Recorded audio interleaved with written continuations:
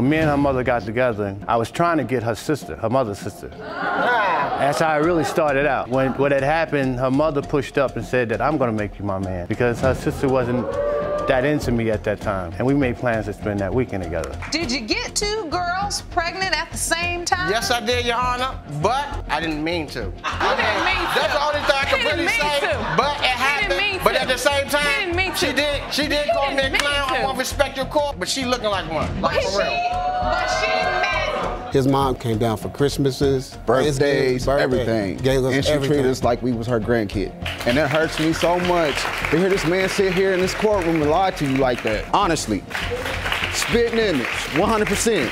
And you gonna sit up here and say that I'm not your son? Ms. Robertson spills the tea about her wild ride starting at age 8 when she found out the dude she called dad wasn't her bio dad. Her mom pointed to Mr. McBain Sr., standing awkwardly as the defendant, and was like, yup, he's the one. Ms. Robertson, tired of the dad drama, hauled Mr. McBain to court to clear the air once and for all. Ms. Robertson, your world was turned upside down at the age of 8 when you received the shocking news that the man you believed to be your biological father was not. You were informed that the defendant, Mr. McBain Sr., is your father. You've dragged him to court to prove that today. Mr. McBain Sr. steps up, totally denying he's the father, thanks to a soap opera-worthy plot involving his military days and his then-wife's supposed side hustles. He's all, nope, not the daddy, with the confidence of someone who's watched one too many Maury episodes. He's convinced he's not the dad because, plot twist, he has receipts, or so he claims. And you say during your military career you were married to the plaintiff's mother. However, you're certain that you are not her father because you claim her mother was unfaithful and you have proof. Ms. Robertson throws back to a quirky childhood memory where her mom literally flipped open a phone book, pointed to Mr. McBain's name, declared, bingo, that's your dad. Little did she know, this random phone book moment would turn into a full-blown family mystery. At 8, she shrugged it off, but now she's like, wait a minute. When I was 8 years old, my mother had sat me down. She had found Mr. McBain in the phone book and she said, this is your biological father right here. She pointed him out in the phone book. Yes, Your Honor. From that point, I didn't really think anything of it. I was 8 years old. It was kind of like it was nothing. Ms. Robertson is baffled why Mr. McBain's name is chilling on her birth certificate if he's so sure he isn't her dad. She's waving around proof like a detective, and even the judge is leaning in for a better look. There's a vibe in the air that something big's about to drop, and Ms. Robertson is all in for finding the truth. If he's denying it, why is his name on my birth certificate? Why did he sign his rights away? I have proof right here. I can see it's still affecting you, even as an adult woman. This memory of being told this at 8 years old and having so many unanswered questions. Yes, my name may be on there, Your Honor. However, it's on there because the state put it on there. I had nothing to do with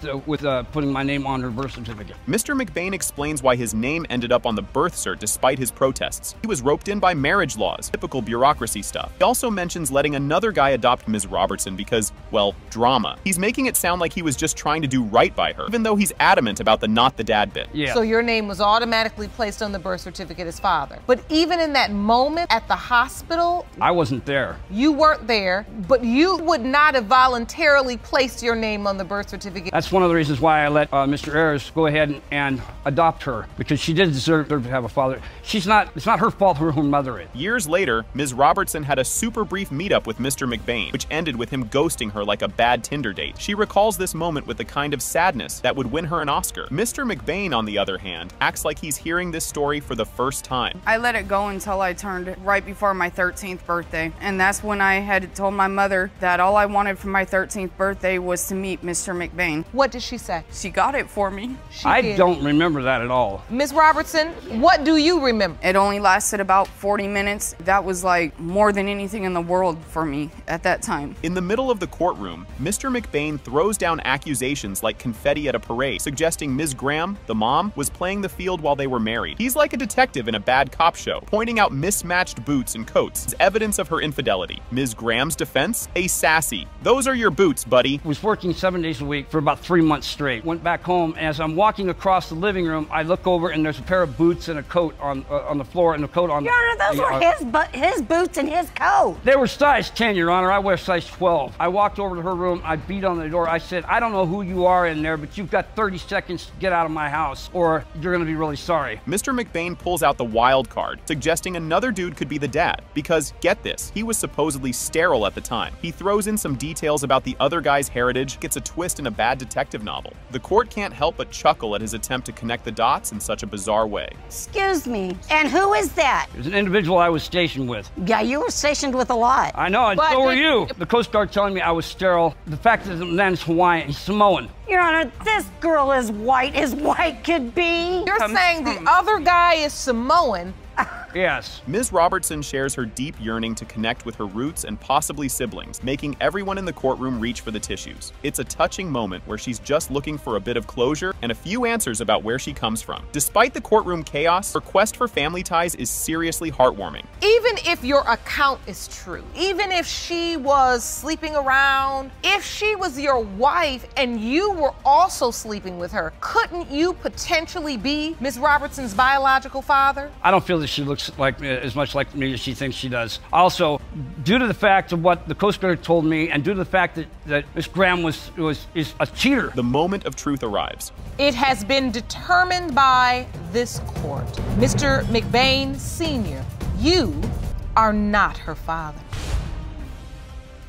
So, here we go. Talk about a wake-up call. Ms. Walker drops a bomb about how a brush with the beyond has her scrambling to find out who her daddy is. She spills the beans on why figuring this out has jumped to top of her to-do list. Next up, grab your popcorn, because you won't believe who steps up to the plate. Ms. Walker, you claim that your near-death experience has made your desire to determine your biological father more important than ever. After believing one man was your father, you learned about another possibility, Bruce Simmons. But you say you must first prove to his doubtful wife that he is your father. And here comes the party pooper. Mrs. Simmons is having none of it, totally trashing the idea that her hubby could be the father. She's all about Ms. Walker cutting her losses and checking out other prospects. Buckle up, because she's not done throwing shade just yet. Simmons, you contend that there's absolutely no way your husband is Ms. Walker's biological father. You argue Ms. Walker needs to let go of this fantasy and move on to another candidate. Oh boy, here comes the waterworks. Mrs. Simmons starts dishing out the backstory with her man, insisting he's as fertile as a desert. She's pretty much calling her husband a dud in the baby-making department. Wait till you hear what comes out of the woodwork next. We just got married 2003. I have 2 biological kids. We never made any. I believe my husband is sterile. I believe he can't make no kids. If we've been together that long and we ain't make none together, what makes somebody just pop up and say, oh, you the... And so the 2 children you have are not his. So you know you're capable of having children, but don't believe he is. Yes. Ms. Walker isn't just throwing darts blindfolded here. She's been detectiving around to pin down her bio dad, knocking on doors and shaking the family tree. She hits us with a twist about a medical emergency that's more gripping than a daytime soap. The saga continued, and you're gonna want to stick around for this. So Ms. Walker, so why do you believe he's your biological father? Your Honor, I went on this search, and I didn't particularly just go out and just pick this random guy. In the beginning, I was also told that there was another man that was on my birth certificate, and I was told that was my father. Cue the dramatic music, a heart-stopping medical scare as Ms. Walker chasing down her family tree for a blood match. Talk about intense. Doctors drop the bomb that the guy she thought was her dad isn't a match. Just when you think it's all figured out, another mystery guest comes knocking. I excluded him because, as you know, I had a near-death experience. I was going for a congestive heart failure, and in order to have this lung biopsy, they said that I can reach out to my family, and boy, they went for donor blood. So I called my dad that I was told that was and asked him to go and asked his family all to go down, give blood so I wouldn't have to have donor blood. Enter Mr. Simmons. And man, he have a story to tell. He's reminiscing about old flames, weekend flings, stirring up more dirt than a gossip magazine. Keep your ears open. The tea is piping hot and ready to spill. When me and her mother got together, I was trying to get her sister, her mother's sister. That's how it really started out. When what had happened, her mother pushed up and said that I'm gonna make you my man, because her sister wasn't that into me at that time. And we made plans to spend that weekend together. So we spent that weekend together, and then after that, we lost touch with each other because she just turned around and she upped and left. Things are heating up. Moment of truth time, and the judge is about to drop the mic. It has been determined by this court, Mr. Bruce Simmons, you are not her father. Did you catch that? Straight into the deep end we go. Ms. McDuffie, you are here today to prove that your ex-boyfriend, Mr. Edwards, is the father of your 2-year-old daughter, Samia. You say you are tired of the defendant denying your child and evading his responsibility. Is that correct? Yes, Your Honor. Get ready. It's about to get even juicier. Prove that your ex-boyfriend, Mr. Edwards, is the father of your 2-year-old daughter, Samia. You say you are tired of the defendant denying your child and evading. You have real reason to doubt you are the father of Miss McDuffie's daughter. Claim after several attempts at trying to obtain a DNA test, you know today's results will clear you of any responsibility. Hold on to your popcorn. This part's a doozy. Your Honor, these results are important because I know Mr. Sammy is the father. He's a pop-in and pop-out dad. One minute he's claiming her, the next minute now she's not his daughter. And at this point, I just want my daughter to be taken care of and get the same love and support that I had growing up as a child as well. And I just feel like it's unfair for us to have to be here today. When I've allowed him opportunity, I've never denied him from his child. And I'm still getting a backlash as if this is not his daughter. Oh boy, keep your eyes peeled for the next scene. I know Mr. Sammy Edwards is the father. He's a pop-in and pop-out dad. One minute he's claiming her, the next minute she's not his daughter. And at this point, I just want my daughter to be taken care of, get the same love and support that I had growing up as a child as well. And I just feel like it's unfair for us to have to be here today. I've allowed him opportunity. I've never denied him from his child. I'm still getting a backlash as if this is not his daughter. Geez, didn't see that one coming. Thank you. I'll be honest, finally, about how I feel about the situation. She said I'm a pop-in and pop-out dad or whatever, just simply because she's a gorgeous little girl, I don't want to get too attached to her, get my family too attached to her, because I just don't know if she's mine or not. Strap in, backstory is a roller coaster. Just simply because she's a gorgeous little girl, I don't want to get too attached to her or get my family too attached to her because, I just don't know if she's mine or not. But you come see her all the time. Like, you're constantly there. You pop in, you pop out. One minute you calling her, that's good. Can I see my baby? Can I do this with my daughter? Well, and then now you're not. Here's where it gets hilariously tangled. So, Mr. Edwards, can you take me to the day you met Ms. McDuffie? How did you all meet? I saw her she was a waitress behind a bar. You know what I'm saying? I really ain't, pay too much attention to her till she really, walk across. From across the bar, I saw them buns and I had to proceed. Brace yourself. Their fling starts with a bang. I saw her she was a waitress behind the bar, you know what I'm saying? I really ain't, paid too much attention to her till she really, walked across the bar. I saw them buns. I had to proceed, I proceeded to the buns, I got a number, and at first, we were texting for about a week. This relationship kickoff is comedy gold. I called her, I came and picked her up, and we got some good food, some good drinky drink, I guess I proceeded to those buns. The laughs don't stop here. Wait till you hear about the twist coming up. I called her again, you know what I'm saying? So she obviously was out of the situation with him, I guess. And that's what it is, I called her, I came and picked up. We got some good food, some good drinky drink. I guess I proceeded to those buns. Back to the bun. Yeah, you might have proceeded to a bun in the oven, too. Right. Wait till you get a load of this next hiccup. Well, you were drinking that night. So then what? Do you all decide you're gonna date? Do you ever go on a date? Be in a relationship? Does this sexual relationship continue? Edwards. The plot thickens. And it's messier than a dropped pie. So then what? Do you all decide you're gonna date? Do you ever go on a date? Be in a relationship? Does this sexual relationship continue? I'm sorry.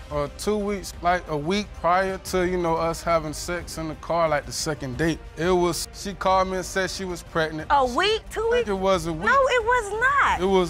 It was like a week. Cue the circus music, because this just turned into a sideshow. Her ex and his whole family. What happened? Me up on social media. I'm talking about harassing the hell out of me. Talking about, this is not your child. You're stupid. Why are you taking care of this child? Next up, the delivery room drama. Don't touch that dial. Yeah, so you say her ex and his whole family? Her ex and his whole family hit me up on social media. I'm talking about harassing the hell out of me, talking about this is not your child, you're stupid, why are you taking care of this child, or why you got her, not child, but why you got her. How pregnant was Ms. McDuffie like at the 6 or time? 7 months, you know what I'm saying, around that time. He's lying. Time for the baby grand entrance. Cue the spotlight. When Samia was born, who was there with you? Sammy was right there with me, holding one leg and the nurse on the other leg. And he played Erykah Badu when I pushed her out. So he was right there. He was right there. The final verdict is next. Trust me, you won't want to miss it. Sammy was right there with me holding one leg and the nurse on the other leg. And he played Erykah Badu when I pushed her out. So he was right there. I'm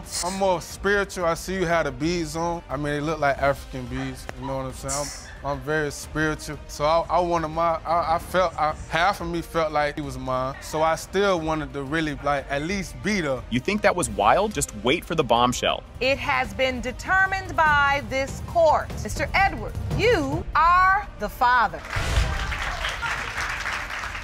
Guess who just walked in? Yep, it's Judge Lake kicking things off. At the start, Judge Lake lays down the law in the courtroom. Ms. Haysbert is here throwing down the gauntlet against Mr. Howard, demanding a paternity test for little Ricardo Jr., who's just chilling at 6 months old, unaware of the drama. He claims Howard hasn't pitched in a dime or a diaper. Buckle up, folks. The tea is about to spill. Ms. Haysbert, you are suing the father of your 6-month-old son for a paternity test. The defendant, Mr. Howard, has never financially supported baby Ricardo Jr. Talk about a plot twist. Ms. Haysbert comes out swinging, accusing Mr. Howard of ditching her once the baby news hit after he had painted dreams of weddings and baby carriages. She drops another bomb. Howard's got another bun in the oven that's only 2 weeks older. Oh, and it's just getting juicy. You also state that he once led you to believe that he wanted to marry you and even asked you to have his baby. But once you were actually pregnant, you say he abandoned you, has since fathered another baby who is only 2 weeks older than your child. Hold on to your popcorn. Mr. Howard fires back, claiming he was duped into thinking he wasn't the daddy. And wait for it, he's also suing Ms. Haysbert for pawning Grandma's precious ring. The courtroom's heating up, and Howard's not playing around. You'll want to stick around for what's coming. Mr. Howard, you argue that Ms. Haysbert told you that Ricardo Jr. was not your son and therefore is not your responsibility.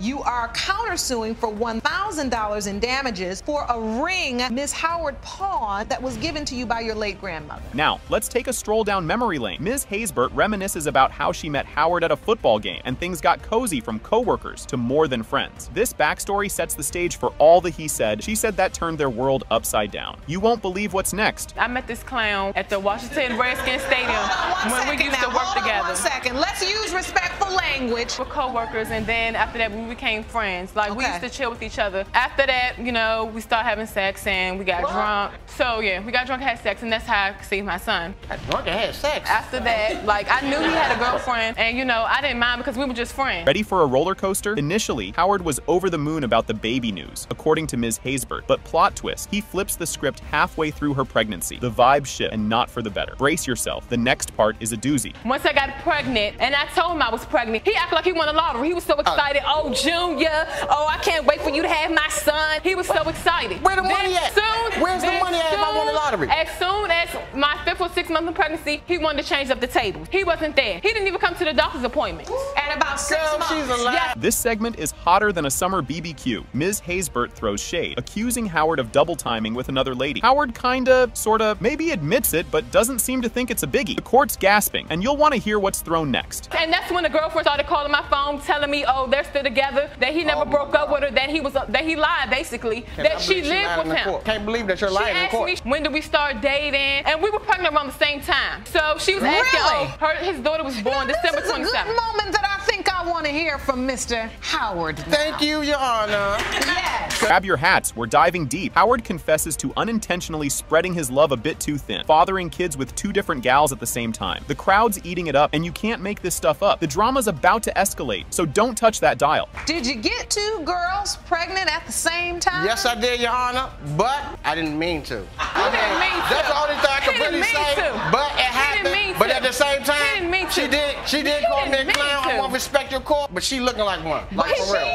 But she admitted that you slept with her, so it was obviously something about you wanted this. So what are you saying? I ain't put no gun in your hand. Things are getting hotter than a telenovela in here. Emotions run high as Ms. Haysbert and Mr. Howard sling mud back and forth. Each claims the other is spinning a web of lies about their rocky romance and co-parenting chaos. Stay tuned because the evidence round is a real kicker. She told you she was pregnant. You said, if it's mine, I'm gonna man up. Yes. But at some point, you said to yourself, this is important that I get a DNA test. You felt like this could potentially be someone else's child as well? She was bouncing around. I wasn't bouncing around. I was only with you. That's you. You were sleeping with me and Kiana at the same time. time. You had to lie and say that you weren't with her. Yes, you lied. Why did I have to You lie? told me that you weren't with her anymore. Here comes Judge Lake with the hard-hitting facts. She pulls out the text messages that show Howard was all sweet on the baby, contradicting his courtroom coolness. The truth's out, and it's messier than a reality TV show. The grand finale is just around the corner. Love you, babe. Kiss my son for me. Kiss my son for me. You're acknowledging him. How you going to deny him then acknowledge him? Thank you very much. Okay, since we got so much about my son, since you trying to make it seem like I'm just a bad guy why do I and have all to this catch stuff, the bus? won't you If see? you haven't, he was in the hospital. Won't you see the text message that she wrote me said that my son was dead? What about that? And now, the moment you've all been waiting for. DNA results time. Pertaining to 6-month-old London Howard. Mr. Howard, you are the father. We know.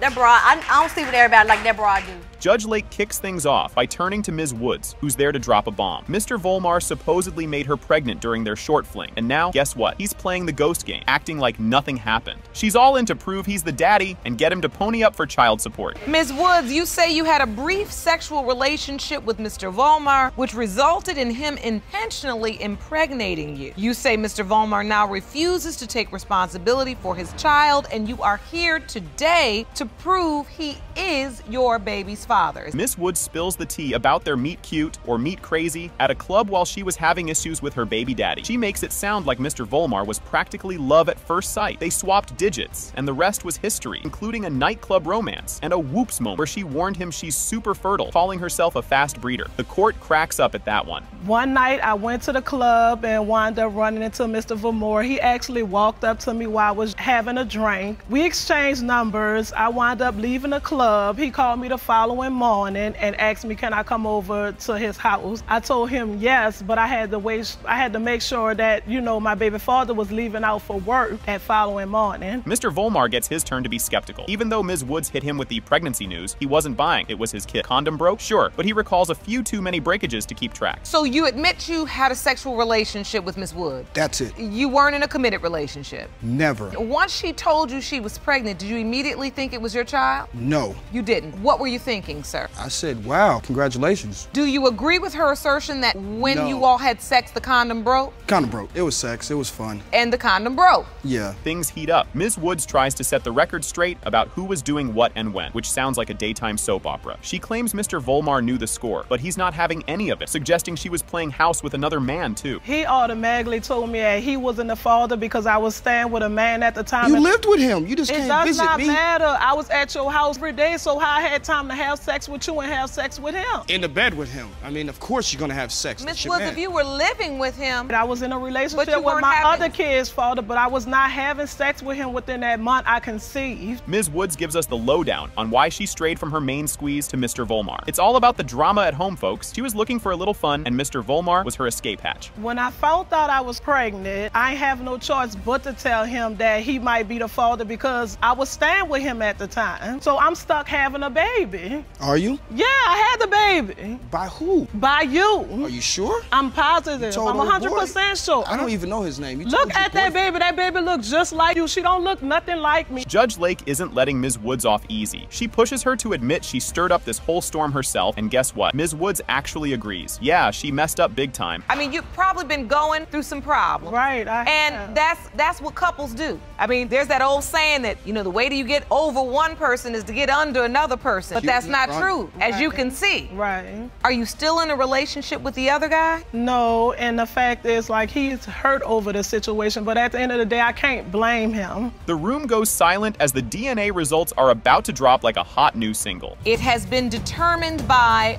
this court. Mr. Volmar, you are the father. Thank you! Thank you! You're the father. Thank you! Buckle up, folks. Here comes a wild one. Judge Lake kicks things off with the soap opera-worthy case of Heron, Medley, Johnson vs. Medley. We've got 3 grown-ups, 2 potential sons, and 1 maybe daughter, all here to find out if Mr. Medley Sr. is their dad. They're not just here for a casual family reunion. They're here to shake the family tree and see what falls out. Let's see how this family puzzle gets pieced together. Mr. Heron and Mr. Medley, you are here to prove to Mr. Medley Sr. that you are indeed plead his son Yes, Your and Honor. say results of today's DNA test will force him to stop denying you? Grab your tissues, it's about to get real. The Medley brothers spill the beans on how tough it was growing up Son's dad. They're not holding back, hitting Mr. Medley Sr. with the hard questions and letting the emotional floodgates open. These guys are looking for answers, and boy, do they deserve some. Hang tight, the emotional roller coaster is just picking up speed. You had every reason to doubt all three. It affected me in life. Want to know why he wasn't in my life. Why would you sign my birth certificate if you deny me as your child? It hurts me like all get out. You might want to sit down for this part. The courtroom hears more tear-jerking stories about their childhoods, filled with fleeting visits from a grandmother who tried to patch things up. This segment is like peeling an onion, lots of layers, and it might make you cry. And guess what? The next bit promises even more jaw-dropping revelations. His mom came down for Christmases, Birthdays, everything. Gave us and she everything. treated us like we was her grandkid. You guys are always going to be my grandkid. And that hurts me so much, honestly. Spitting image, 100%. And you gonna sit up here and say that I'm not your son? And now, the moment we've all been waiting for, DNA results time. Judge Lake drops the bombshell. Mr. Medley Sr. is the biological father of the Medley brothers. The courtroom's buzzing, the brothers are buzzing, even the walls are probably buzzing. Just when you think you've seen it all, the plot thickens even more. Was after that. After he got burnt, that's when they got divorced. And I want that for you all. I have the results. In the case of Heron Medley v. Medley, you are the father. Switching gears to Ms. Johnson, who's been waiting so patiently she deserves a medal. She dives into her life story, which is just as tangled as you'd expect. She's looking for closure, hoping Mr. Medley Sr. might be her dad. As the tension builds, you'll want to lean in for this next part. It's a doozy. One day I was looking in my mirror when I was a teenager and I didn't look like her anymore. And I'm like, I don't know who I'm looking at. That I'm looking at in the mirror, I need to know. So I was like, Mom, so she told me his name was Victor Medley, but you are not to contact him while you are in my house. Hold the phone, folks. Mr. Medley Sr., you are not her father. Okay. You never did nothing for my son. I'm the mother. I always did everything for my son. Only time he contact me is when he drunk and he want to have sex. We just had sex 3 weeks ago. Yeah, we was drunk. Right, that's the only way you contact me. Throughout this pregnancy, as you prepare for the birth of Giovanni, was Mr. Lee present? No. He was telling people I was just getting fat. He was like, she just eats a lot of fat. Friends were rubbing my stomach. I'm showing ultrasounds to people. He's like, don't believe her. She's just fat. You know how So you were broken up or on a break. She was dating other people. You were dating I wasn't dating nobody. I can't say she was body, but I know we was both. I seen her at a party with a dude, and that was a couple weeks before we got back together. That's the last thing I could say. Ms. Bruton is dead sure that Mr. Martin isn't the daddy of her kiddo Logan, and she's betting all her chips on her ex, Mr. Richardson, being the real deal. She's convinced that today's DNA magic show will boot Mr. Martin to the curb and reignite the old flame with Mr. Richardson. Ms. Bruton, you claim to be 100% positive that Mr. Martin is not your son's biological father because your ex-boyfriend, Mr. Richardson, is. You say today's DNA test allow you to get rid of Mr. Martin, finally reconcile your relationship with Mr. Richardson. Mr. Martin isn't having any of it and flips the script, insisting that Ms. Bruton played him into thinking he was Logan's pops. He's all in, believing today's DNA reveal will crown him the father. Emotions are high, and stakes are higher for Mr. Martin as he awaits the results. Next up, grab your 3D glasses. The plot is about to jump out at you. Mr. Martin, you say Ms. Bruton led you to believe that you had fathered her 7-month-old son, Logan. You claim Ms. Bruton kept the baby from you in hope that she could build a family with Mr. Richardson and not you. Today, you believe the DNA results prove you are the biological father. Things heat up with a squabble about who Logan looks like more. Ms. Bruton stakes her claim on Mr. Richardson based on Logan's ears and nose. Mr. Martin counters with a calendar of their hookups, aiming to prove his paternity right there. The judge steps in to cut through the noise, highlighting the need for the DNA results to sort out this hot mess. Logan looks just like Anthony. They have the same ears, eyes, nose. He don't favor Mr. Martin at all. I know I had unprotected sex around the time that she conceived. She might, many times she said I did, but I know 7% no, Your Honor. that it is. We only had unprotected sex twice in my apartment. It was 3 at her apartment, 2 at her family member house, 1 at my house, and 1 in the... You know it only takes time anyway. Yes. During the pregnancy saga, and after Logan popped into the world, Ms. Bruton admits she cut Mr. Martin out completely, all the while cozying up with Mr. Richardson, who even signed the birth certificate at the hospital. This bombshell highlights the telenovela-level scheming and potential for a legal smackdown depending on the paternity test outcome. Mr. Richardson was at the hospital. I have no idea where Mr. Martin was because we wasn't in contact. contact with each other. Who signed the birth certificate? Mr. Richardson. I didn't even let Mr. Martin know when I had Logan because I wanted Mr. Richardson to know all of that. I didn't want, because I don't want him to be Logan's father. You allowed Mr. Richardson to sign the birth certificate because you think he's the father or because you hope he's the father? I think he's the father and I'm hoping he's the father. Oh. Cue the dramatic music as the DNA results drop like a bomb. It has been determined by this court. Mr. Richardson, you are not father. What? Mr. Martin.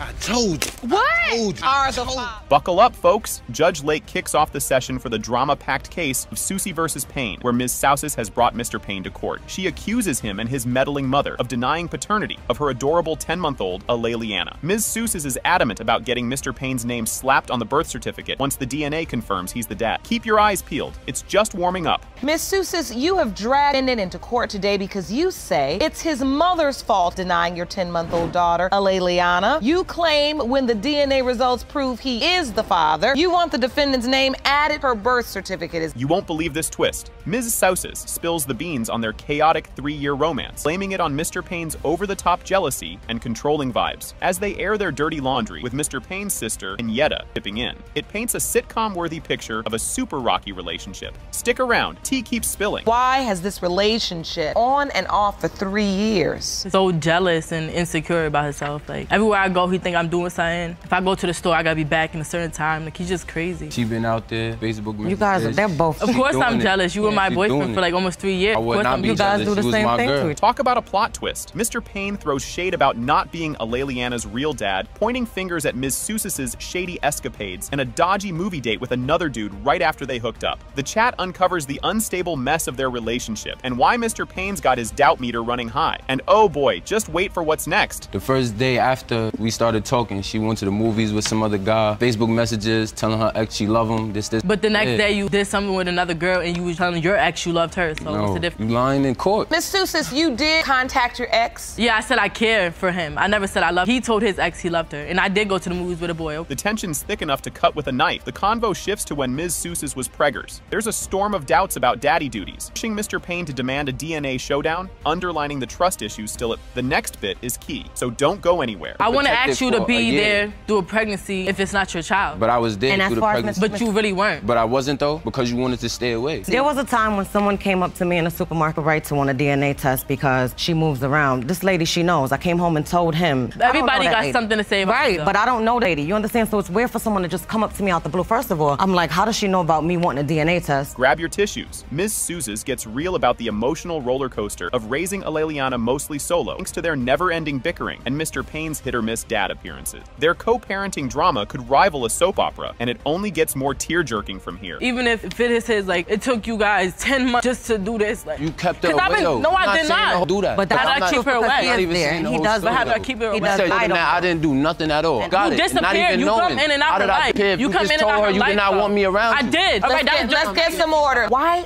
so much anger? What is going on between the two? Because they love each other. Here's the scoop. They dive deep into Mr. Payne's trust issues, uncovering their on-off flings and side gigs during their breaks. This soap opera-worthy backstory adds layers to their complex love and the baby drama. Don't touch that dial. The truth bomb is about to drop. We was both doing us before we got back together. I know how she moved. You know how. So you were broken up or on a break. She was together. Dating other people. You were dating. I wasn't dating nobody. I can't say she was body, but I know we was both. I seen her at a party with a dude, and that was the last. That was a couple weeks before we got back together. That's the last thing I could say. Were you having sex during the breakup? No, we don't talk to each other until we decide we miss each other. Then that's it. Then that's when we have sex. Big reveal is here, people. It has been determined by this court. Mr. Payne, you are the father. Thank you. Happy. Now I'm happy. Now I could be happy. Oh boy, here we go. At the start of the episode, Ms. Jones lays it all out, accusing Mr. Fowler of not owning up to being the dad of their 5-month-old son, Adonis. She talks about her tough childhood without a dad and is determined not to let Adonis go through the same. Just you wait, it gets juicier. Ms. Jones, you say that you and Miss Fowler have a 2-year-old together, furious that he now denies fathering your 5-month-old son, Adonis. You grew up without your biological father, and you're here to save Adonis honest from what you went through as a child. And here's Mr. Fowler, no stranger to the courtroom, facing yet another paternity claim.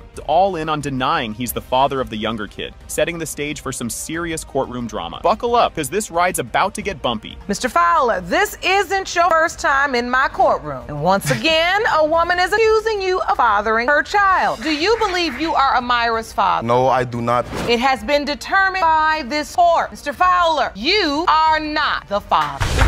Things are getting heated now. Ms. Jones is upset that Mr. Fowler treats their kids so differently. This bit digs deep into the messy emotions and tangled relationships. Oh, and there's more drama ahead. Ms. Jones, you're furious. He accepts one child and not the other? Like, every time he comes to see his 2-year-old son, he forgets about Adonis. Like, when other people get in his head, Adonis don't exist. But when we all alone, that's his son. No, I don't believe it's my child, Your Honor. I don't. You can't make this stuff up. During a fiery exchange, Ms. Jones and Mr. Fowler throw accusations about who's doing what for the kids. It's a hot mess, and their relationship sounds like a soap opera on steroids. You gotta see what's next. You don't help him. You never did nothing for my son. I'm the mother. I always did everything for my son. Just like you never did nothing for Kimari. Right, whatever. Only time he contact me is when he drunk and he wanna have sex. Whatever. This is a lie. We just had sex 3 weeks ago. Yeah, we was drunk. Right, that's the only way you contact me. Wait for it. Mr. Fowler drops a truth bomb. He doesn't love Ms. Jones and doesn't want to be with her. Ouch, that's gotta hurt. But don't go anywhere. The emotional roller coaster's just picking up speed. I don't love her. Oh. I don't want to be in a relationship with her. This is exactly what I had to go through ever since Bobby was a baby. He brought other females around him. Nah. He had another female push my son in a stroller. How many guys I coach with in your house, though? And none of them I slept with. Judge Lake steps in, trying to be the voice of reason in this emotional chaos. She gives Ms. Jones some tough love and advice about self-respect and parenting. Trust me, you'll want to hear what happens next. So bottom of the barrel. Once he broke off the line, I don't love you. If I were you, I'd be here for my son. Now you can keep rolling around with him and having sex with him every 3 weeks and giving yourself, let you know that you don't mean anything to him, or you can follow my lead and let me lead you out this mess towards the truth and towards somewhere where you can become the respectable young lady and the mother you need to be. This is a full-on confrontation. Both parties are forced to face the harsh truths about their toxic relationship, with Judge Lake highlighting the impact on their kids. Keep watching, because the twists keep coming. Were you sleeping with 1 or 2 people? I broke up with my other boyfriend and it was more than 2 people, Your Honor. Ms. Jones, you are saying... How many kids do you have? You had another boyfriend, but you broke up with him to be with Mr. Fowler. Yes. Lie. That's a lie. No, it's not. Let's get to the timeline. You say, Mr. Fowler, the dates ain't right. Let's get to the date. Just when you think it can't get any crazier, more secrets spill out about their rocky relationship and questionable decisions. It's a wild ride of he said, she said, and the climax is just around the corner. During that time, I've been telling him I was pregnant already because I get my period every 1st of the month. Lie. March 1st came, I did not get my period. We had sex again March 14th. I found out I was pregnant March 24th. Lie. Me and her had sex the day of Valentine's Day. I went to her house. I dropped my son off. I stayed and I spent the night. And I left the next morning. You're lying. You have sex with so many females. You don't even know who. Whatever. Get ready for the big reveal. It has been determined by this court. Mr. Fowler, you are not the father. Easy and simple.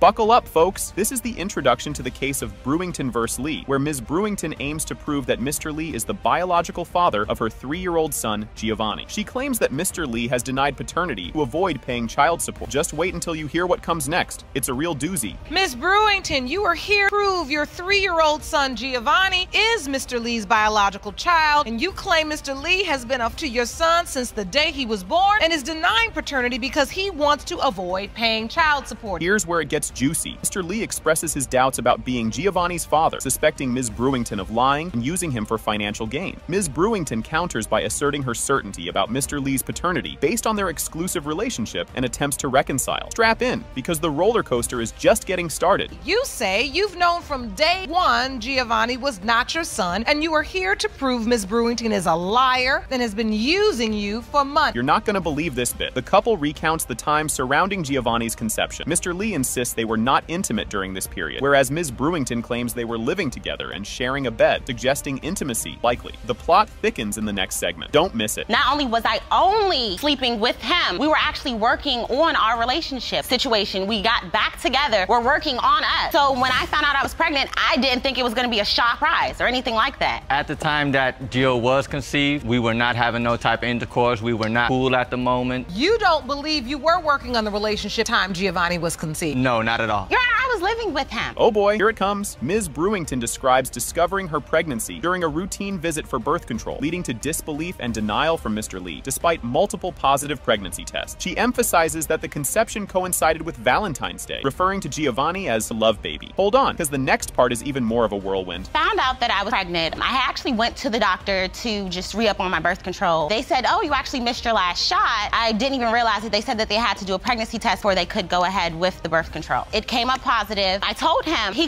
did not believe me at all. He went out and got 3 pregnancy tests, made me take all of them. They were all positive. And he was like, well, that's not my baby because we didn't have sex. Talk about a plot twist. As the birth of Giovanni approaches, Mr. Lee tells people Ms. Brewington is just gaining, not pregnant. Despite his initial denial, Mr. Lee shows up at the hospital post-birth, signs the birth certificate, and even names the child. The courtroom is about to get even wilder. Keep watching. Throughout this pregnancy, as you prepare for the birth of Giovanni, was Mr. Lee present? No. He was telling people I was just getting fat. He was like, she just eats a lot of fat. Friends were rubbing my stomach. I'm showing ultrasounds to people. He's like, don't believe her. She's just fat. The entire time. I'm talking about, I'm going into labor. He's like, no, you're not. What kind of denial is this? Mr. Lee, you taking denial too far. Exactly. Get ready for more fireworks. The court delves into the implications of Mr. Lee signing the birth certificate despite his denials and misunderstandings about his legal responsibilities as a father, which he did not fully comprehend. The next revelation is going to blow your socks off. I figured when I signed it, I knew she was going to put me on child support. With the previous child that we had, I had to do a DNA test at the child support service. I figured if I sign it, they're going to take me right off after I do this. And then they said, no, we don't do a DNA because you already signed the birth certificate. She kept saying, not the case. They told me right away we don't. You gonna learn making babies in the country and don't know the law. Because once you sign that birth certificate, you're the legal father. And now, the grand finale.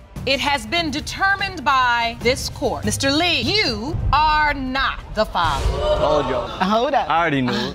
I told you. Can you believe the drama just started? Right off the bat, the case kicks off with the juicy premise. Ms. Livingston is stirring the pot big time. She's here to prove that her ex-hubby, Mr. Livingston, isn't the father of her 21-month-old cutie pie, Jordan. Instead, she's pointing fingers at Mr. Dorschlag, her former flame. Oh boy, you gotta see what's coming up next. Ms. Livingston, you've petitioned this for a DNA test on your 21-month-old daughter, Jordan. Prove to your now husband, Mr. Livingston, that he is not Jordan's biological father. Just when you thought it couldn't get spicier, Mr. Livingston isn't just sitting back, he's firing back, suggesting his ex is only denying his daddy status because she's got a thing for her old beau, Mr. Dorschlag. He's on a mission to prove he's the real papa. Buckle up because the roller coaster is just getting going. Mr. Livingston, you claim that the only reason your ex is denying you are the father is because desperately wants to have a relationship with her ex-friend, Mr. Dorschlag, the man your ex-wife claims to be Jordan's biological father. So Mr. Dorschlag is waiting in the hallway and we will hear from him shortly. This part's a real doozy. Ms. Livingston spills the tea on the whole baby-making timeline. She admits to juggling romances with both gents around baby Jordan's conception time. Then, plot twist. As Jordan ditches her dark locks for blonde hair, Ms. Livingston's suspicion grows because Mr. Dorschlag is the blonde bombshell in this saga. Hang tight. The next part is a jaw-dropper. Around the time of conception, I had sex with another man. But did you also have sex with Mr. Livingston? Why is it you believe that other man is your child's father? My daughter, when she was born, she looked a lot like Mr. Livingston. She had dark hair and she had some of his facial features, but as she got older, she got blonde hair. Neither Mr. Livingston nor I have hair, but Mr. Dorschlag started to look a lot like Mr. Dorschlag. Grab your popcorn. Here comes the sneak peek. Mr. Livingston does some Facebook sleuthing and discovers Ms. Livingston has been chatting up Mr. Dorschlag about potentially ditching him. Yikes! She's talking about making Mr. Dorschlag the new daddy figure. This tea just keeps getting hotter. Wait till you see the next bit. And Mr. Livingston saw those messages on Facebook, and that was while I was only 6 after months I pregnant. had to go through her phone, through her Facebook app, to find out she was planning on leaving me for him. We hadn't had the baby yet, Your Honor, and no, I did not going to leave Mr. Dorschlag. I said I'm married. He is my child's father. Cue the dramatic entrance. Mr. Dorschlag steps into the courtroom, rocking the boat by hinting he might just be the daddy after all, thanks to some striking similarities between his baby pics and Jordan's. Despite never meeting the kiddo, he's kept tabs through photos. Hold on to your seats because the truth bomb is about to drop. Yes, ma'am. Do you believe you are this child's biological father? Your Honor, in a way, I do believe it because the eye color and the hair color of the kid. I have sat down and looked at my previous baby pictures and baby pictures of Jordan. I have came to the conclusion because of the hair color and the eye color, we do look similar. That's exactly how I feel. Here it comes, the moment of truth. It has been determined by this court. Her biological father is Mr. Livingston.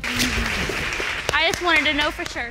So here's the scoop. Ms. Sanders, you kinda let another dude sign the birth certificate of your 6-month-old Caleb. Plot twist, now you're saying the real dad is Mr. Jamarvis Brady standing right there. Yes, Your Honor. And boom, she's hit the court with a DNA test request to prove Mr. Brady is Caleb's pops. Hold on to your popcorn, folks. Ms. Sanders, you admit to having another man sign your 6-month-old son Caleb's birth certificate, but now say that Caleb's real biological father is the defendant, Mr. Jamarvis Brady. Court for a DNA test to prove that Mr. Brady is your son's father. Ms. Sanders spills the beans. Mr. Brady hasn't done diddly squat for Caleb since he was born. It's been all on her. Baby food, diapers, you name it, she bought it. And that stuff ain't cheap. Does he even visit the kiddo? Hang tight, because Mr. Brady's about to drop his side of the story. He has not done anything, Your Honor. I had to get Caleb baby food. I had to get him diapers, clothes, everything. That is not cheap. Came through the neighborhood one day, reason why and he asked me if he could see my baby. Why I take care of a baby that's not mine? I don't care about the baby being pretty. I care about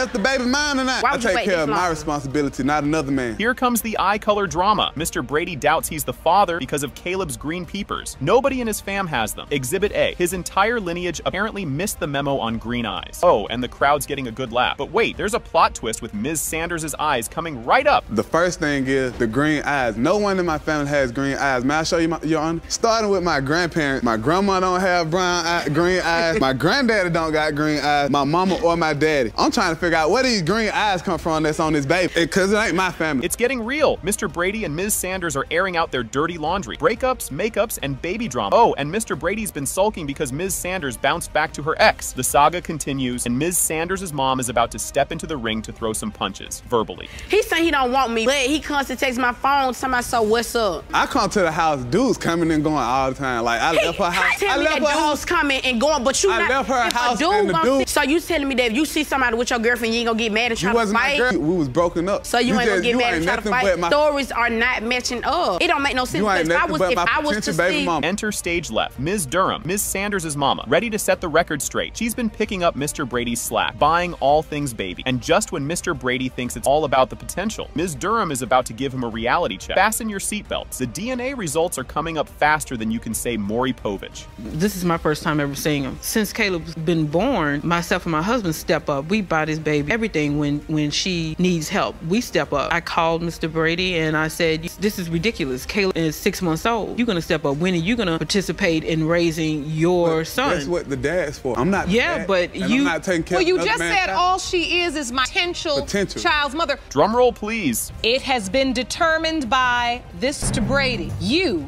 are not. I told her that. Sit down. I told her. Sit down over there.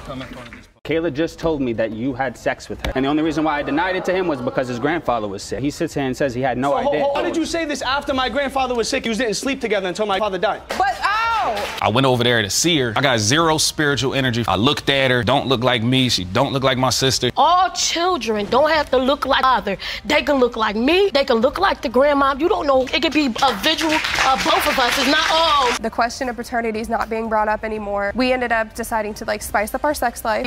Female threesome with him. So he got to pick another woman. It was maybe a couple weeks later it got brought up. It'd only be if we had a male, and you. So I said, okay. Buckle up, Buttercup. Judge Lake kicks off the show with the case of Brooks versus Page. Ms. Brooks claims she was all set to start a family with Mr. Page, but now he's backing out, saying, nope, not my circus, not my monkey. Mr. Page points fingers at another guy, Tony Wilson, claiming he's the dad because of some iffy Facebook posts. You've got to see what's next. It's a real soap opera. Ms. Brooks, you state, after getting out of a 9-year relationship, you fell in love with Mr. Page, a younger man who you say swept you off your feet. You claim both you and Mr. Page plan to have a child together, but since giving birth to your son, Ivion, Mr. Page is now denying the child you so desperately wanted to have with him. Just when you thought it was a regular Tuesday, Mr. Page is adamant that Tony Wilson is the daddy, thanks to some shady social media shenanigans. Ms. Brooks is like, nah, he's just a buddy, despite some cozy pics online. Stick around, it's about to get juicier than a reality TV show finale. Mr. Page, you state you know the child isn't yours because Ms. was having an ongoing affair with another man by the name of Tony Wilson. You say Mr. Wilson, who is also He claims to be the father of her son and has even posted pictures on social media to that effect. Grab your popcorn. The couple spills the tea on their rocky romance. Ms. Brooks talks about constant bickering, how Mr. Page doubts he's the father, all because she hangs out with Wilson. Ooh, the drama. You won't believe what they say next. It's a real head spinner. Right now, our relationship is on the rocks. We really have no relationship. All we do is fuss and fight. He's denying. Because every time I come from work, she out with Mr. Wilson. So I don't know what she's doing at work. When I'm at work, she calls me, and I'm at work, I call her. Don't pick up, no nothing. I call everybody that she hangs around with, they won't. So to me, I think she tells them not to pick up the phone. Things are heating up now. They dive deeper into why Mr. Page is freaking out over being a dad, bringing up Ms. Brooks's past relationship with a woman and some sneaky texts. Buckle up, because we're about to dive into some evidence that'll make your head spin. Can you handle what's coming? Judge Lake gets down to business with Mr. Page's so-called proof, which is basically just a bunch of photos that scream, it's complicated. Both sides have a lot to say about these snapshots. Keep your eyes peeled, because Mr. Wilson's about to crash the party. It stimulates from the paternity issues, because first, when we first got together, it was lovely. When I first was pregnant, he did everything good, like during the pregnancy, and then everything changed. What changed is her not being home when I come home at night, her and my son being around Mr. Wilson, her friend. That's what it comes from. That I was in a 9-year relationship with was a female. Oh boy, here comes the witness. Mr. Wilson steps up to explain he's just the godfather, not the bio dad. Mr. Page isn't buying it though, highlighting all he does for the kiddo. Fasten your seatbelts. This clash is about to reach new heights. Well, I'll be honest, that's my godson. You know, I treat him like my son. I love him. On my lunch breaks, I stop past Sam, I spend time with him, take him to the park. That's a lie. How would that be a lie? You never there. You too busy playing the game, chilling with your homeboys and friends. Why do you say he's lying? I'm from Glen Burnie, Your Honor. We live in Baltimore. I don't have no homeboys and friends. Did he just say that? Turns out, Mr. Wilson's been playing pretend daddy to everyone who'll listen. This revelation stirs up a storm of betrayal and confusion. You won't want to miss what's coming. The DNA bombshell is up next. It was this girl I was dealing with to make her mad and make her jealous because she had issue with Miss Brooks because her hair was long, fingernails, she has on press-ons. I was just making her be jealous. But due to social media is something else. Let me tell you. She put all my business up. I think Santa Claus even know about the situation. But the only person I spoke with was the female that I was dealing with, which was my ex. This is it, the big reveal. It has been determined by this court. Wilson, you are not the father. Told you. Just when you think your love life is complicated, Nadeau drops the bomb that she's tangled up with not one, but 2 lifelong best friends. She's completely clueless about who fathered her 2-year-old son, Cameron, causing all kinds of drama and confusion. Stick around, because the tea is just starting to spill. Ms. Nadeau, you are caught in the middle of 2 lifelong best friends because you slept with them both and now have no idea which is 2-year-old Cameron's biological father. Grab your popcorn, folks. Mr. Santilli spills his guts about the heart-shattering. He found out about Miss Nadeau's Christmas Eve betrayal. The revelation shattered his world and put his friendship on the line. And guess what? It's only going to get messier from here. Now, Mr. Santilli, you admit it's taken you years to mend your broken heart since Miss Nadeau revealed to you Christmas Eve she'd slept with your best friend. Furthermore, you say she then dropped the bomb that may instead be your son's biological father. That news, you say, has devastated you beyond. As if things weren't spicy enough, we dive into the backstory of Miss Nadeau's dramatic breakup with Mr. Santilli, filled with emotional mind games and the tragic passing of a close relative. She sets the stage for a rebound with Mr. Zara. Trust me, you'll want to see what happens next. His grandfather was sick and passing away. He decided in a text message he was going to tell me that I was too good for him. As much as I tried to stop him, he left anyway. So I continued to go and see his grandfather while he's in the nursing home getting sicker, starting to pass away. The day he passed away was the day his best friend told me that really he had broken up with me. Girl upstairs. Can you believe this? Right after the funeral of Mr. Santilli's grandfather, Miss Nadeau and Mr. Zara find comfort in each other's arms. Yep, that happened. Buckle up, because this roller coaster is about to go off the rails.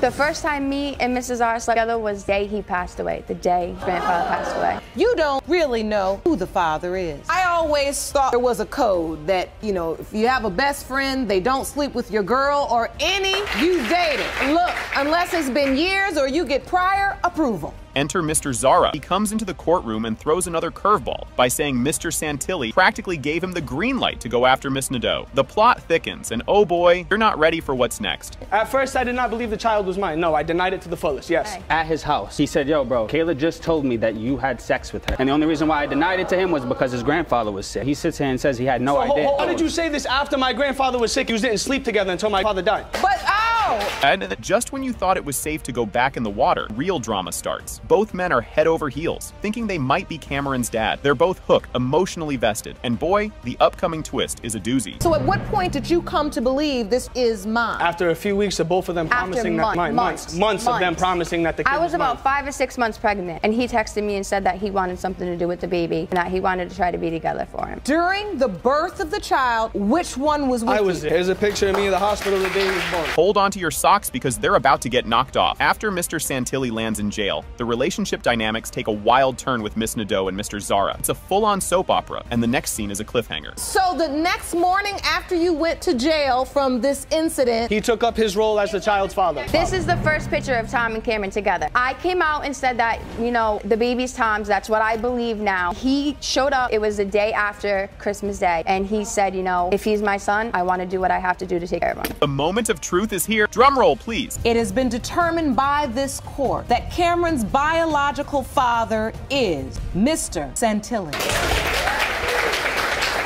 You won't believe this one. Ms. Rose kicks things off by demanding a DNA test for Mr. Jefferson and his buddy Mr. Power because, surprise, both could be daddy to her 3-year-old mini-me. Sire, fasten your seatbelts because we're just revving up. Ms. Rose, you asking the court for DNA tests on 2 men. Your on-again, off-again boyfriend, Mr. Jefferson, his good friend, Mr. Power, who is waiting inside of the courtroom. Both men, you say, possibly be father of your 3-year-old son, Sire. Just when you think it's all about baby drama, Ms. Rose throws in a zinger. She's accusing Mr. Jefferson of trashing her rep all over town, from church to the supermarket. You've got to stick around because the gossip gets juicier. Now, Ms. Rose, you're also suing Mr. Jefferson $5,000 for defamation of character. You claim he's ruined your reputation at church, your job, and with your entire circle of friends. Now, Mr. Jefferson, you say you not only question the paternity of 3-year-old son, but you are also asking for the results of a DNA test on your 2-year-old son, Zayden, as well. Hold on to your popcorn. Mr. Jefferson isn't just doubting daddy duties for Sire. He's also side-eyeing Zayden's paternity. He's convinced Ms. Rose has been playing musical chairs with their love life. Oh boy, wait till you hear what's next. You claim Ms. Rose is a known cheater who has slept with your good friend and many others. Therefore, you doubt everything she says. He definitely has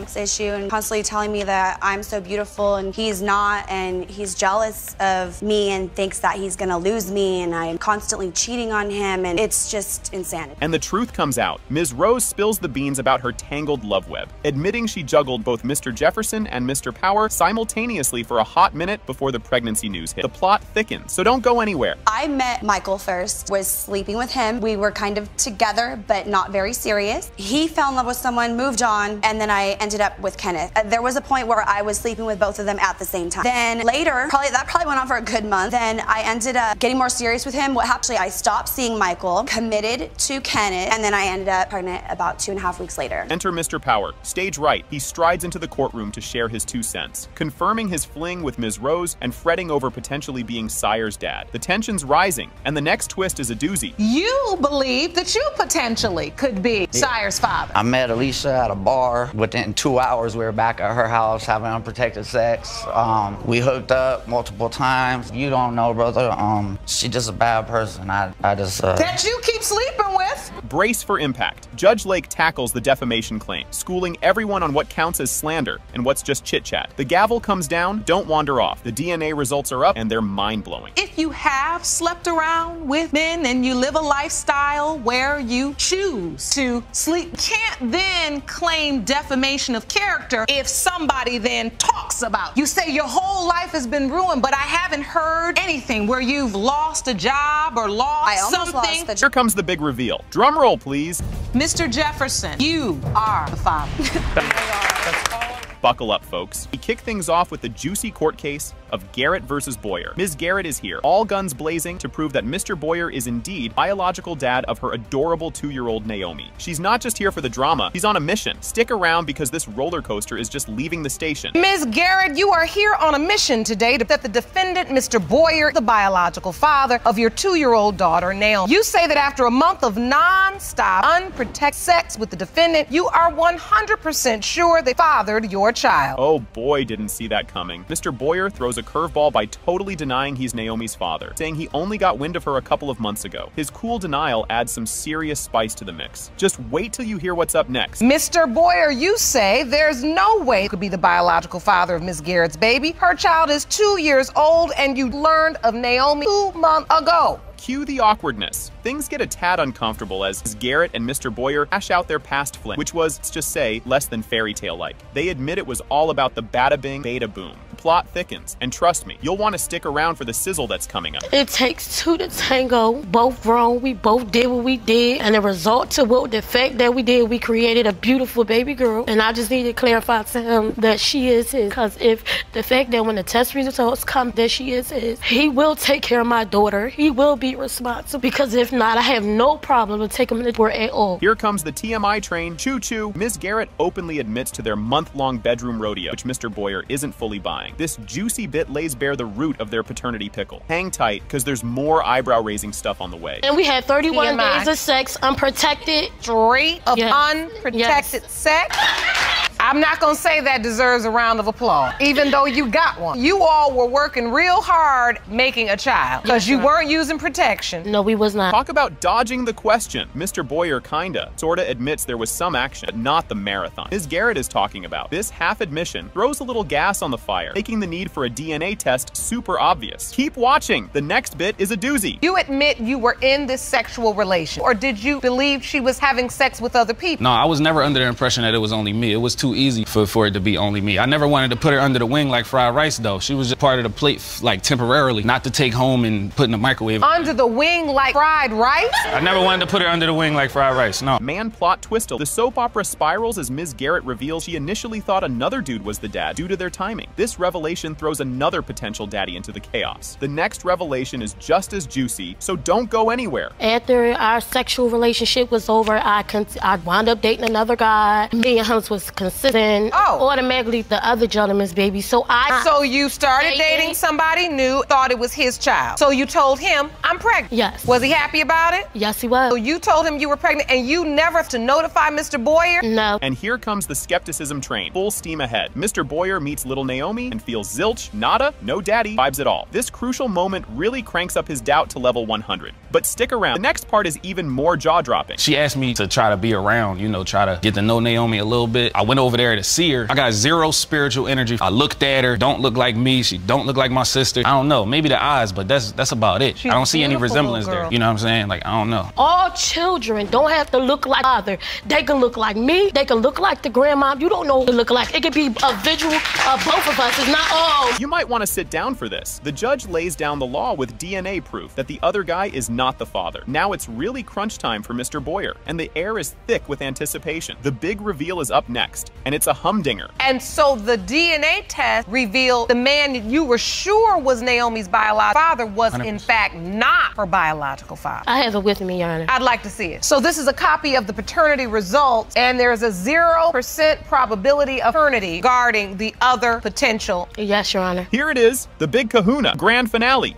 It has been determined by this court. Mr. Boyer, you are not the father.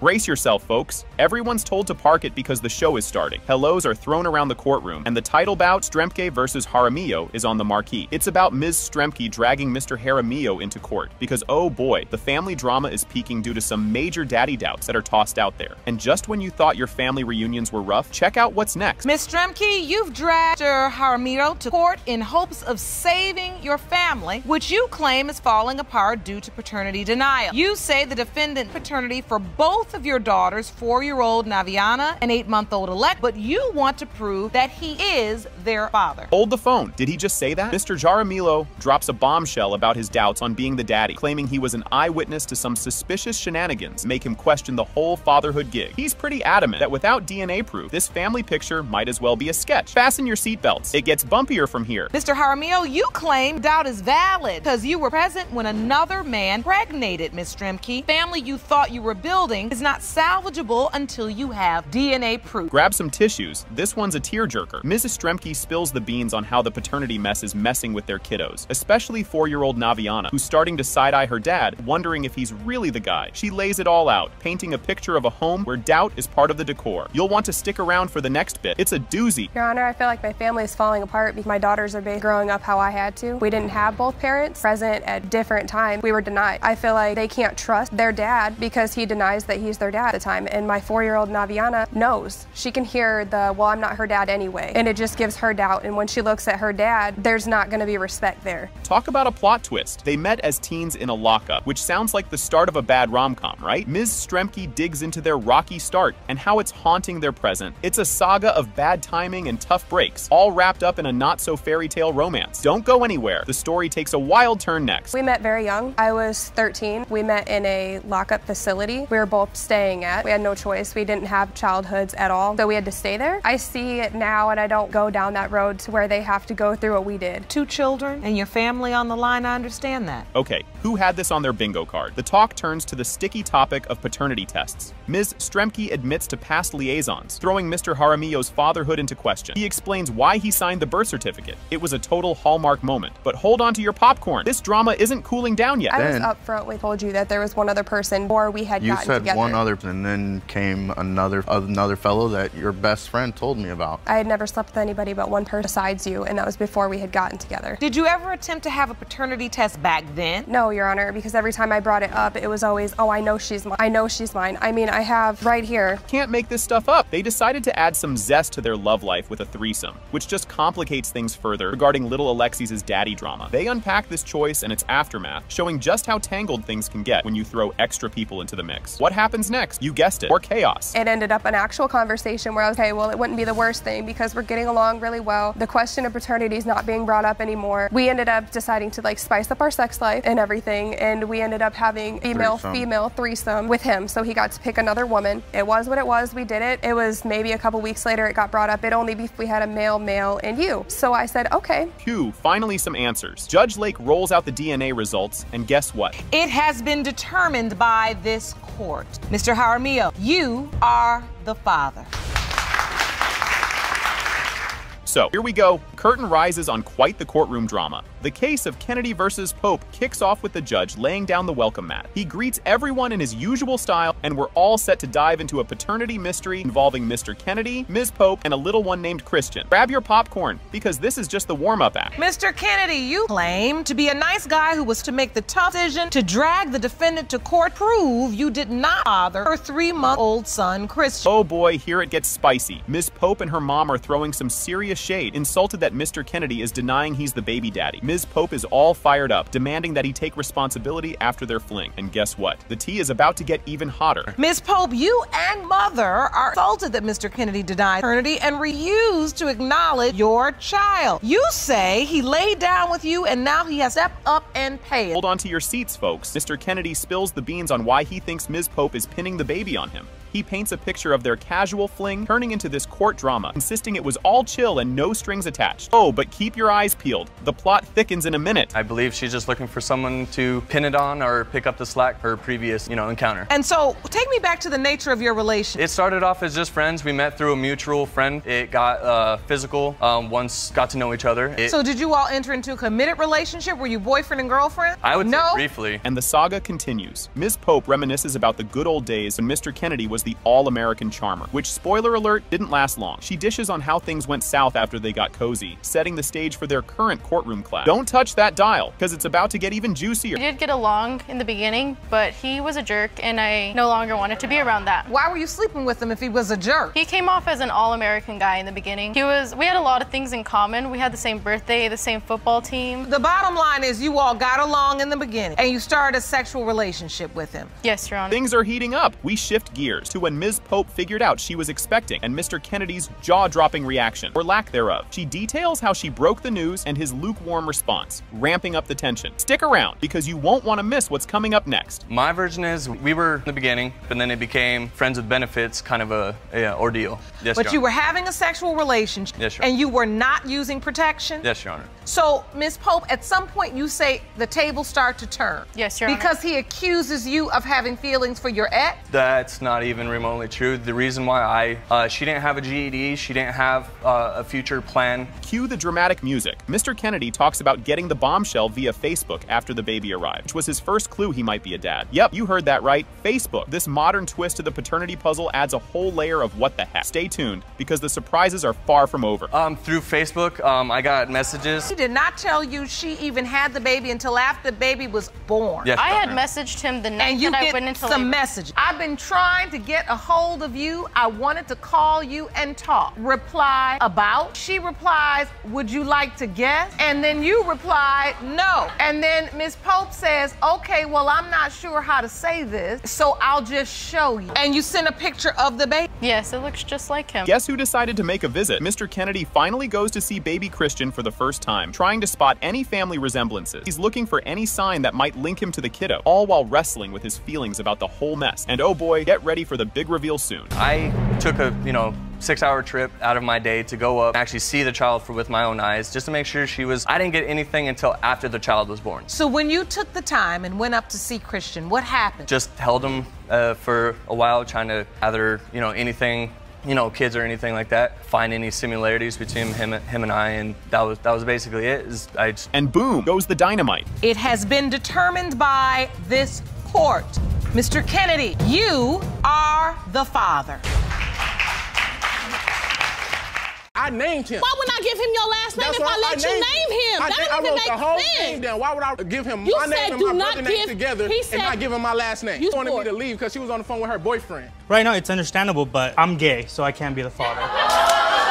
Well, that would be a material fact. I thought he was a regular friend of hers that was the gay friend. Now I believe he's a bisexual friend. I left for one night. I came back. The next morning, she was begging me to come back. There was a hickey on her neck about the size of a baseball. She said that her dog had jumped off the bed and hit her, the nose of her dog hit her in the neck. Ms. Short just dropped a bombshell. She's here because her first crush, Mr. Johnson, doesn't believe he's the dad of her 21-month-old munchkin Jabari. She's juggling being a teen mom and is totally over it, demanding Mr. Johnson to man up already. Mr. Johnson's playing it cool, saying, nope, not doing anything till DNA says daddy. Stick around, it's just heating up. You and your mother opened your case today because First Love, the defendant, denied fathered your 21-month-old son. You are a single teenage mother who needs help, and you demand step up and be a father. You are in court with your mother and say you might have been plaintiff's first love, but you weren't anything for her son until the DNA results prove. Oh boy, grab your popcorn. Ms. Short's spilling the tea on needing Mr. Johnson to step into the dad shoes because, well, her boy needs a dad. Amid her teary plea and the classroom drama vibes, she lays out how tough school plus mom life is. The drama's real, folks, and it's only going to get juicier from here. He's the father of my son, and my son, as a boy, need a father figure, and I need extra help, like while I'm in school. She just need to know, is he the father? So he can step up and do the right thing, hopefully. You know, we can't make him. We need to know, because I did him for coming over because I didn't want no feelings to get involved. Now here's a backstory to munch on. They met on Facebook. Yep, modern love, right? Mr. Johnson was her first everything. Kiss, boyfriend, you name it. Then boom, she's pregnant, and Mr. Johnson is eyeing someone else. Ms. Short then meets another guy. Plot twist, right after Mr. Johnson bails. Me and Mr. Johnson had sex April 23rd. I seen him on Facebook with another female, and he was like, I want her. He was talking about the other female. And I was like, he just left me. After that happened, it was May 3rd. I went out to eat with some friend, met the other boy. And this is not my first time meeting, but this the first time we ever had sex. Wait for it. Mr. Johnson was clueless about the baby. For a hot minute, found out 6 months in, and was ready to do the dad thing. But then, the rumor mill started churning about another potential deity. And Mr. Johnson's like, hold up, what? The plot thickens, my friends, and it's about to go down. I found out she was pregnant 6 months into her pregnancy. She told my mom and dad she was pregnant. I could be the father. So at the time, I'm thinking that the baby's mine. I got her friends coming to me, talking to me about the other dude. So you know how they making me feel. I was there to see the baby conceive. I was the one that had the baby. I was there. When she called me and asked me for stuff, I was there to help her. Here comes the struggle bus. Ms. Short talks about how tough it's been flying solo with baby Jabari. No thanks to Mr. Johnson's missing in action wallet. Family tensions are high and the financial squeeze is on. It's a roller coaster of emotions and wallet woes. Don't don't touch that dial, the drama dial is about to go up a notch. He don't pay child support for none of his. And I didn't go. It was a point in time where her mama would get into our arguments and tell me not to come back to the house. None of that. If I come over there, she's gonna call the police. That's why I stayed distant. He had another family member that wasn't even around when this happened, but he knows about everything. How do he know about everything? Get ready for a head spinner. Court's in deep now, chatting about who did what and when, making heads or tails of when Jabari might have been conceived. It's a timing puzzle with a side of Maury vibes. Everyone's on edge, and the truth is just moments away. Next up, the moment we've all been waiting for. So when the baby was born, Mr. Johnson, were you there? Yes, Your Honor. Did you sign the birth certificate? No, Your Honor, I was finna, but I didn't have my ID at time to sign the birth certificate. And he wasn't gonna sign nothing until we found out the truth. But I felt like they came back when I had him to see did he look like Mr. Johnson. I don't want to go. And now, the moment of truth. Drum roll, please. But like a funny one. The DNA results are in, and guess what? It has been determined by this court. Mr. Johnson, you are the father. Buckle up, Buttercup. Miss Powell kicks things off by claiming Mr. Tarver is the pops of her 19-month-old little dude, Joshawn. She's here to prove he's the daddy. No ifs, ands, or buts. Ms. Poe, you've petitioned the court paternity test to prove to Mr. Tarver that he is your 19-month-old son's father. Mr. Tarver, you say your defense in court is simple. You are not Joshawn's father, and you will prove that today. Well, twist my arm, why don't ya? Mr. Tarver comes out swinging, totally denying he's the father. He's all set to prove he's not Joshawn's dad, while Miss Powell's not having any of it. Frustrated, he hasn't even coughed up for diapers. He ain't did nothing. He ain't bought a diaper, he ain't bought him a shoe, he ain't bought him a shirt. He don't do anything for my son. Are you serious? Yes, I'm dead serious. He don't do anything for him. Call him once in a while. Call him every day. I don't see him at least 3-4 times a week. That's not being a father. I don't call him every time he asks, I let him see my son. If I have to go all the way to him, I take him to my son because I don't want my son without father. And you say he's denying him. Absolutely. Talk about a plot twist. Mr. Tarver spills the beans on their party-heavy lifestyle, hinting that maybe, just maybe, Miss Powell wasn't all that faithful. She, of course, calls BS on this. Strap in. It's a bumpy ride to the next scene. We're young and we wild, you know, and we party a lot. And you know, there was stuff going on around them times involved in parties and sleepovers and other people, period. And she have admitted in the past, but nowadays she'll say it's not true. So when you didn't leave me and go lay with somebody else? No, I didn't. The night that you told me you were. Carver was when I got there. 5 hours. The girl was 5 blocks there. away. It take 3 hours to pull up with 3 dudes in the car. There was another girl. Oh boy, here comes the he said she said mess. They dive into when Miss Powell got pregnant and things get muddy with mismatched dates and confused timelines. She tries to set the record straight, but Tarver isn't buying what she's selling. Just wait, it gets even messier. When she first got pregnant, she came and told me she was 2 months pregnant. And time went on, about 2-3 months had passed, and she come back and tell me she's 2 months pregnant. Lying, Your Honor. Come back. You didn't come back when you were supposed to be 4 months.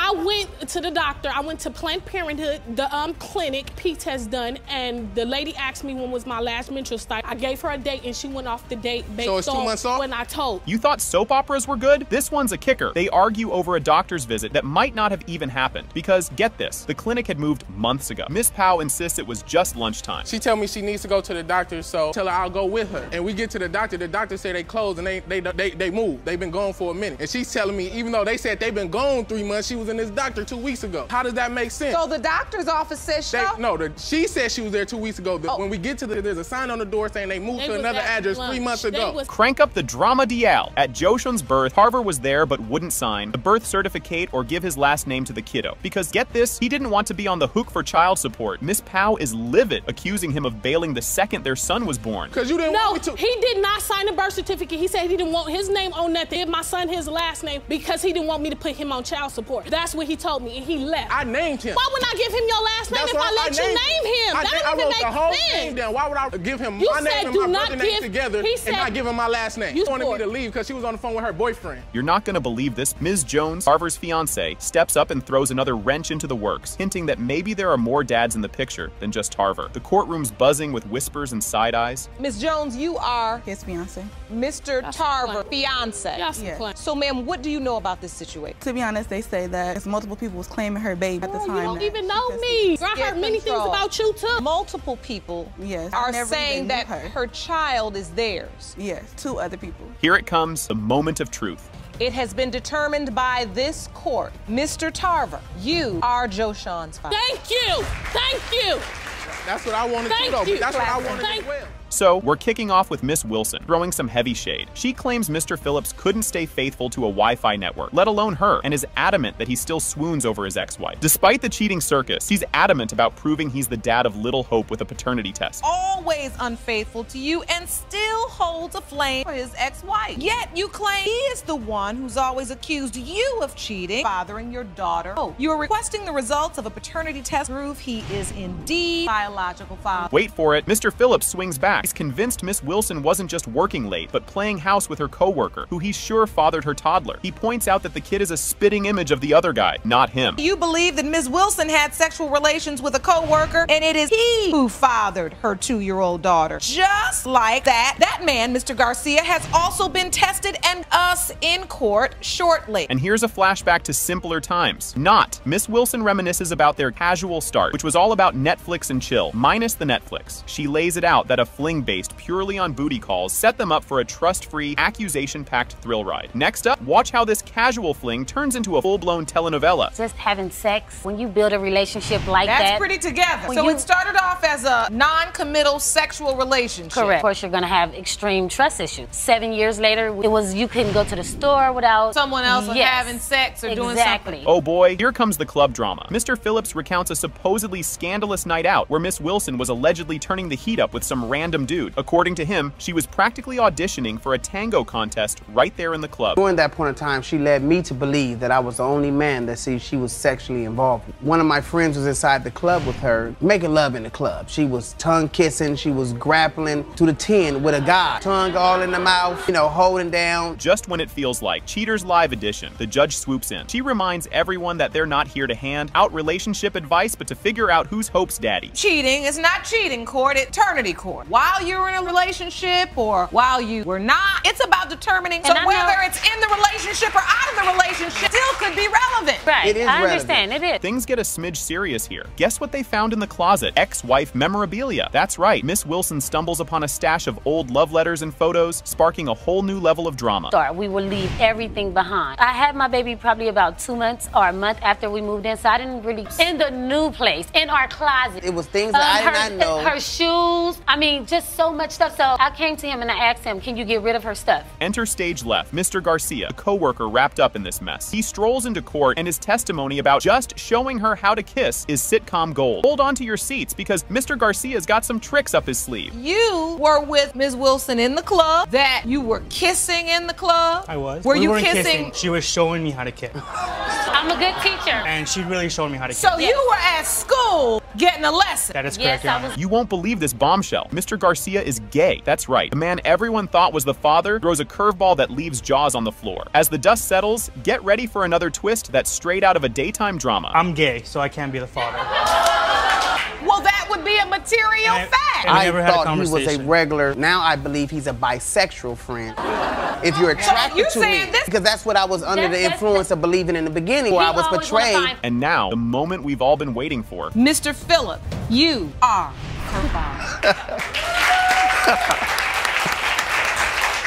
Can you believe this mess? Ms. Reeves pops into court to claim Mr. Silva is the baby daddy of her kiddo. Legend, Silva's all, nope, not me. They've been doing this dance for 3 years, with Silva dodging daddy duties like a pro. This DNA drama has turned their love life into an on-again, off-again soap opera, pushing them to get a test to see if they can stop the bickering and move on. You are here today to prove that the defendant, Mr. Silva, is the biological father of your 7-month-old son. You were involved in a paternity case on Love and Hip Atlanta in support of your sister, who took a DNA test to prove paternity of her child, because you say there is absolutely no way you are the biological father of plaintiff's son. Holy moly, did you catch that? Ms. Reeves spills the beans on how Silva's doubt game has her emotional roller coaster doing loops. Silva, meanwhile, is stuck in the past, thinking guys can play the field, but ladies can't. It's all about double standards and denial with this guy. Well, it's affected everything in my life. We've been on and off for about 3 years. Every single time I turn around, it's always, oh, are you sure that he's my baby? Yes, I'm 100% sure. Like, why do you keep asking me? So I feel like the best way for us to be able to do this, for us to go ahead and get a DNA test, make sure that Legend is the biological son for him. So you have doubts as well? No, I don't have doubts, but he does. Did he really just say that? Court turns into a medieval drama when Silva starts spouting stuff about men being born rulers and conquerors. Like, what century are we in, dude? The judge isn't having any of it and throws some serious shade his way. Keep your eyes peeled. The next scene is a doozy. You aren't the only man that feels like that. Well, Your Honor, Feels like that. God created men to conquer, to overrule. Women cannot empower men. What are we on, Game of Thrones? What are we talking about? First of all, you said God created men to conquer, To and rule, what else? conquer, and women To rule. cannot power. You're ridiculous. Brace yourselves for this twist. After a breakup, Ms. Reeves finds out she's expecting and tells Silva, who immediately goes into doubt mode because they were on a break. Cue the suspicion as he discovers she's changed her phone password. Trust issues much? The plot thickens, so stay tuned. Well, we was broken up at the time. Immediately, as soon as I told him that I was pregnant, he was like, okay, with who? We were broken up for 4 weeks, Your Honor. I caught her texting her ex.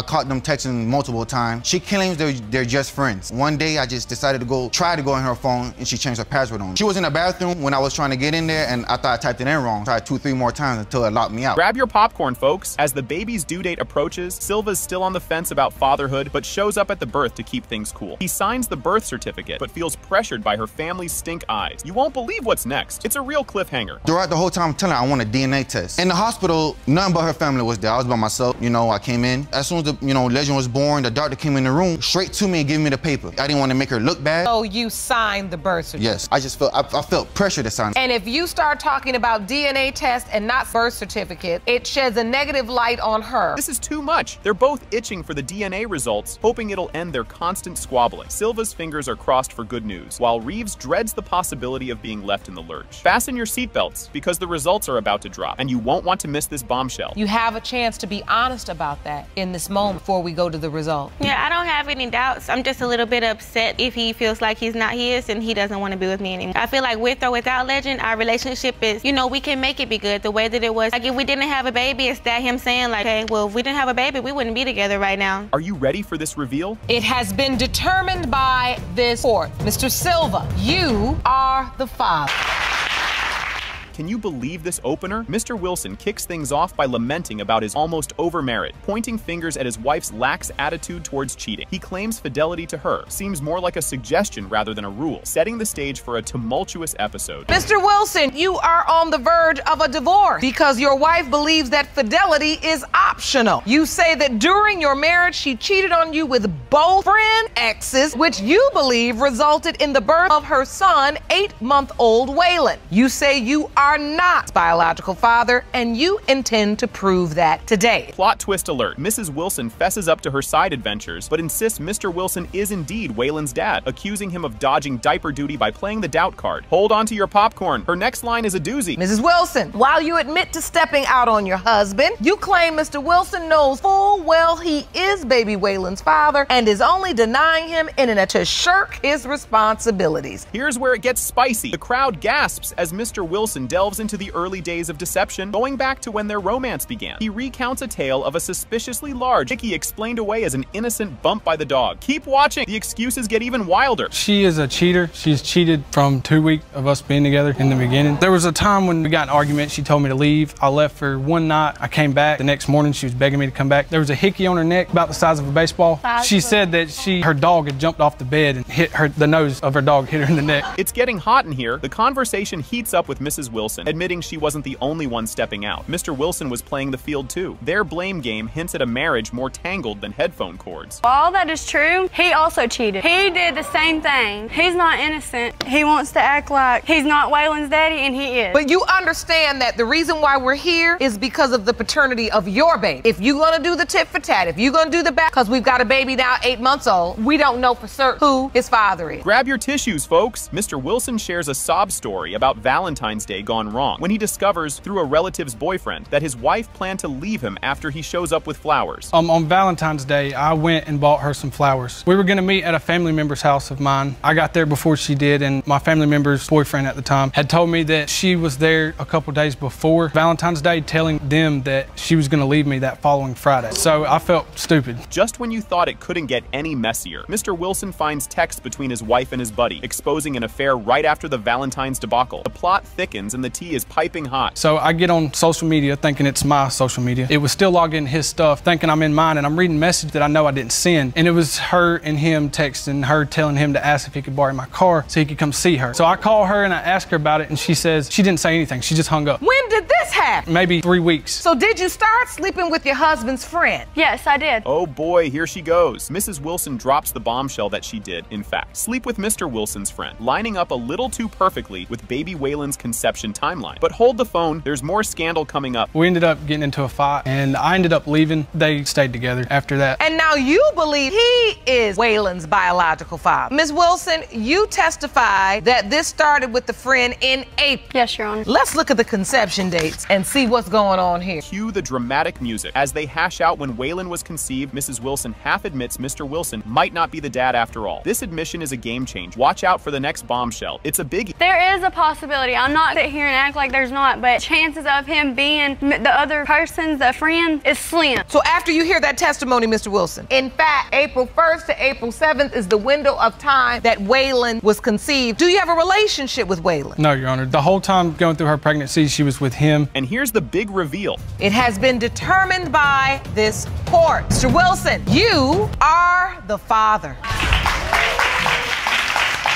Can you even handle this? Mr. Hooks is up in arms, saying Ms. Payne has been on his case for 3 years, accusing him of being the dad of her kiddo, Neve. He's pretty sure today's test results will let him shake off her claims once and for all. The court's heating up, folks, and you won't believe the zingers that come next. Mr. Hook, you say for 3 long years the defendant, Ms. Payne, has been falsely accusing you of fathering her 3-year-old daughter, Neve. I believe today's results will finally free you from her allegation. Hold on to your coffee, because Ms. Hooks just threw some serious shade. She's calling Ms. Payne a gold digger, thinking she's after her son's non-existent riches. He's 27 years her senior. The crowd's gasping like they just saw a ghost, setting up a showdown that's juicier than a daytime soap. Ms. Hook, you say your son is being taken advantage of by a gold digger who is 27 years his junior. Ms. Payne, you say Mr. Hook is Nevaeh's father, and today you intend to prove it to him and his mommy. You've got to hear this. When Ms. Hooks asks her son about his finances, he spills the beans. He's flat broke. So much for being a gold mine, right? This twist adds a splash of humor to the drama, making everyone chuckle. But hang tight, the revelations are just getting started.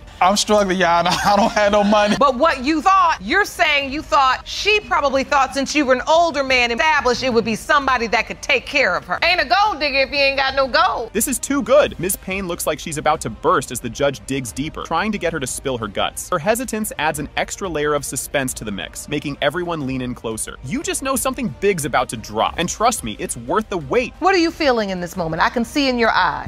You accuse my son of being the father of your child, and I know he's not the father of your child. Your child don't look nothing like my son. My son had 5 children, and they all look like him, and they got some of me. You won't believe how these two met. It's straight out of a quirky rom-com. Mr. Hooks paints a picture of a fateful encounter that turned into an instant live-in situation. This backstory adds some real spice to the episode, hinting at a whirlwind of poor decisions. Buckle up, because the roller coaster is just taking off. I met her June in 2014. I was driving and I was going to a deli store, and I happened to see her on the corner like sipping on a margarita. So I started to talking to her. I was like, why you out here by yourself sipping on that? And she was like, she with her boyfriend. I said, he's okay seeing you talking to me? She told me that she just got into a fight, an argument with her boyfriend, another man. So I said, well, you want to come take a ride with me? Talk about moving fast. Mr. Hooks and Ms. Payne went from strangers to housemates in a blink. It's like they were trying to set a speed record for the fastest relationship progression ever. Their impulsive life choices are the gift that keeps on giving in this courtroom saga. Stay tuned, because the plot thickens even more. Is this true? Is this how you and Mr. Hooks met? Yes, Your Honor.